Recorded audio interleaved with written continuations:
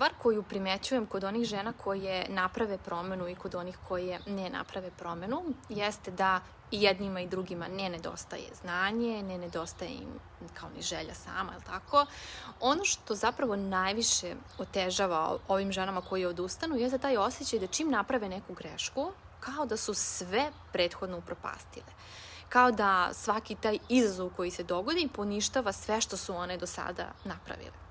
A istina je zapravo da ta najveća razlika između onih koje uspeju i onih koje odustanu nije u tome koliko su puta imale izazovan dan ili neke prepreke, nego u tome što nisu svaki put zaključile, eto, opet nisam uspela, nego su naučile da ostanu, da se ne plaše kada stvari ne idu savršeno, jer logično je da neće uvijek ići savršeno.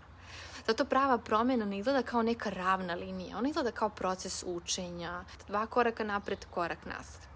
I to je dakle jedan proces razvoja poverenja u sebe.